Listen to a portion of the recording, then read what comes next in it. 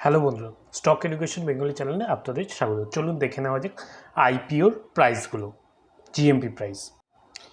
প্রথমে দেখে নিই মাম্মা ফাইন্যান্সের। এটা সোমবার দিন লিস্টিং হবে, মানে কালকে। তো এর আজকে জিএমপি চলছে 31%-এর মতো। আমি আগেই বলেছিলাম বন্ধুরা, জিএমপি এরম থাকবে, এর থেকে বেশি পড়বে না, কারণ কোয়ালিফাইড ইনভেস্টাররা প্রায় 150-র মতো সাবস্ক্রিপশন আছে। এই সাবস্ক্রিপশন খুব ইম্পর্টেন্ট। সঙ্গে আজকে আরেকটা দেখে নেবো, ডিফিউশন ইঞ্জিনিয়ার্স 58 জিএমপি আছে, মানে 34%-এর মতো আছে। কেআরএন হিট এক্সচেঞ্জারের জিএমপি সবচেয়ে বেশি 275, মানে 125% লিস্টিং গেন আপাতত আছে। কালকে কেআরএন হিট এক্সচেঞ্জারের দ্বারা যারা অ্যাপ্লাই করেছে তাদের শেয়ার পাওয়ার কথা আছে। দেখবেন বন্ধুরা, যদি কেউ পান তাহলে অবশ্যই জানাবেন। বন্ধুরা, কোচিন শিপইয়ার্ড, এর নাম তো আপনারা সবাই শুনেছেন, ঠিক আছে। স্টকটা এখন একটা ভালো পজিশানে আছে, সেটা হচ্ছে 38 আরএসআই আছে এখন, আপনি দেখুন 38.05। কত? 38.05। আপনি যদি এখানে এই জায়গাটায় দেখেন, তাহলে এখানে লিখতে পারেন, দেখছি 38.05, একটা ভালো জোনে আছে স্টকটা, ঠিক আছে। আপনার যদি লং টার্মের হিসাবে কোনো ডিফেন্স সেক্টরে ইনভেস্ট করতে চান, তো আমি বলবো এইটা একটা বেটার টাইম কোচিন শিপইয়ার্ড কেনার জন্য। আগে এর অনেক হাই ভ্যালুয়েশন ছিল, তখন আরএসআইও অনেক হাই ছিল, তখন মানুষ কিনেছে 3000, 2750 এই রেঞ্জে। কিন্তু এখন একটা ভালো, এখান থেকে আমার মনে হয় যে আর পড়ার সম্ভাবনা পড়তে পারে। আমি একদমই বলবো না যে পড়তে পারে না, কিন্তু এখান থেকেই আরএসআই ইন্ডেক্স 38, এরপরে একটু পড়ার সম্ভাবনা একটু হলেও কম থাকে, ঠিক আছে। 38 থেকে খুব জোর হলে এখান থেকে হয়তো আপনি যদি দেখেন এর ইন্ডিকেটারগুলো, তাহলে দেখতে পাবেন ওই 1700 বা 1650 এইরকম একটা জায়গায় এর অনেক আছে আপনার বেস আছে। তো এখন একটা স্টক কেনার বা বিচার করতে পারেন, ঠিক আছে। চলুন দেখে নেওয়া যাক আজকের খবরগুলো। বন্ধুরা, আমরা সবাই জানি এই সেপ্টেম্বর শেষ হয়ে এসছে। এরপর যেসব কোম্পানি সবার আগে রেজাল্ট বেরোবে সেগুলো হচ্ছে আইটি কোম্পানি, ঠিক আছে। অ্যাকসেঞ্চারের রেজাল্টটা বেশ ভালোই এসছে। সঙ্গে এবার দেখতে হবে আমাদের যে কোম্পানি টিসিএস বা আইটি, আমাদের ইনফোসিস, এদের কীরম রেজাল্ট আসছে, এর উপর সবার নেক্সট মান্থে নজর থাকবেই থাকবে। তো এই স্টকগুলো অবশ্যই নজরে রাখবেন, ঠিক আছে। সঙ্গে নজরে রাখবেন টাটা মোটরস নজরে রাখবেন। কেন? সঙ্গে হচ্ছে আরবিআইয়ের রেট কাট হতে পারে, ঠিক আছে।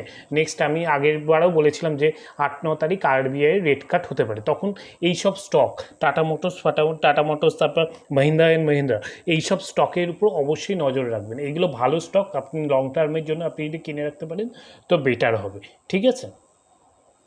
সঙ্গে আরেকটা স্টক যেটা আমার মনে হচ্ছে আরও নিচে নামতে পারে, সেটা হচ্ছে সবচেয়ে বেশি সাবস্ক্রাইব বাজাজ হাউজিং ফাইন্যান্স, ঠিক আছে।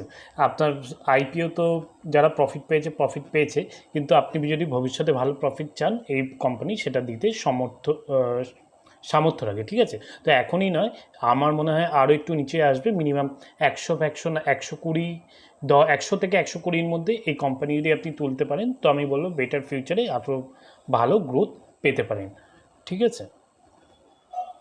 সঙ্গে আরেকটা স্টক যেটা আপনি দেখতে পারেন, সেটা হচ্ছে ইরেরা, ঠিক আছে। এটা আপনার যদি 5 ইয়ার্স লং টার্ম প্রজেক্ট থাকে, ঠিক আছে, এই টাকাটা বাড়ানোর, ঠিক আছে, তো ইরেরা হচ্ছে সবচেয়ে বেস্ট। ইরেরা, টাটা মোটরস, এরা হচ্ছে আমি বলবো সবচেয়ে বেস্ট, ঠিক আছে। কেন? এখানে টাকা লং টার্ম গ্রোথে এইসব জায়গায় টাকা বাড়বেই আপনার, ঠিক আছে।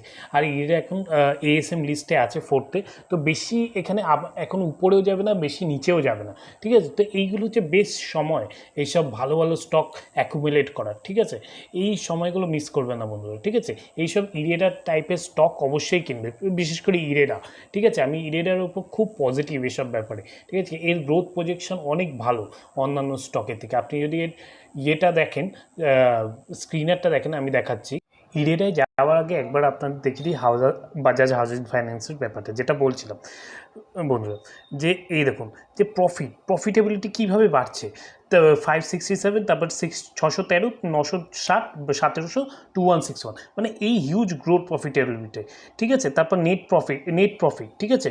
নেট প্রফিট কত ভালোভাবে বেড়েছে। এইসব স্টক আইপিওতে যদি আপনি পেয়ে থাকেন তো খুব ভালো, কিন্তু তারপরে যদি না পান, তো এইসব স্টক একটা ভালো দামে যদি আপনি পান, তো অবশ্যই RSI ইন্ডেক্স দেখবেন, RSI ইন্ডেক্স আরেকটু যদি কম থাকে আরও কমবে, মার্কেট পড়লেই RSI ইন্ডেক্স আমার মনে হয় আরও কমে যাবে, ঠিক আছে, এইসব স্টকে, কেন এইসব স্টক বেচে দেবে মানুষ, ঠিক আছে। তো এই সময় ওই স্টক অবশ্যই অ্যাকুমুলেট করুন বন্ধুরা, ঠিক আছে। তো এরপর আমি দেখাচ্ছি আপনার, এই দেখুন বন্ধুরা, এটা নেট প্রফিট 295, মানে এইভাবে আস্তে আস্তে ভালো আস্তে আস্তে বাড়ছে, এইসব জিনিস আস্তে আস্তে বাড়বে। তারপর এই সময় আপনি এগুলো অ্যাকুমুলেট করুন, দেখুন 295, 285, 336, 337, 384, মানে ধীরে ধীরে ধীরে ধীরে একসাথে হেভি বেড়ে যায় না, আস্তে আস্তে বাড়ছে জিনিসগুলো, ঠিক আছে। ফাইন্যান্সিং প্রফিটটা এর দেখা বেশি ইম্পর্টেন্ট, কেন এর যা বেশি প্রফিট ফাইন্যান্সিং প্রফিট থেকেই আসছে। সঙ্গে আপনি যদি দেখেন মার্জিনটা দেখুন বন্ধুরা, 31, 33, 35, 32 এইরকম মার্জিন মেনটেন করাও একটা বড় ব্যাপার, ঠিক আছে। এই সব জিনিসগুলো দেখবেন বন্ধুরা। তো আর এটা একটা বেটার স্টক, আপনি পারলে এটা ইনভেস্ট করুন, আপনার লং টার্ম ভিশন থাকলে এটাই ভালো রিটার্ন আপনি পাওয়ার সম্ভাবনা থাকে, ঠিক আছে বন্ধুরা। মেক ইন ইন্ডিয়া প্রজেক্ট তো আমরা সবাই জানি, এই মেক ইন ইন্ডিয়া প্রজেক্টের জন্য ম্যানুফ্যাকচারিং সেক্টরে আসছে এবং আগামীকালেও আসতে পারে হিউজ বুস্ট, আসতে পারে কি আসবেই হিউজ বুস্ট, যেমনি যে কোনো ইভি সেক্টরের ভেহিকেলস যেমন টাটা মোটরস, তারপর আমাদের যে মোবাইল সেক্টর, ঠিক আছে, এইসব সেক্টরের স্টকগুলো অবশ্যই নজর রাখবেন, এইগুলোতে ভালো বুস্ট আসার সম্ভাবনা আছে এবং এর পরবর্তীকালেও যে ম্যানুফ্যাকচারিং সেক্টর আস্তে আস্তে গ্রো হবে, ঠিক আছে। তো এইসব স্টকে উপরে অবশ্যই নজর রাখবেন, ঠিক আছে। ঠিক আছে বন্ধুরা, আজকের ভিডিও এতটাই, থ্যাংক ইউ।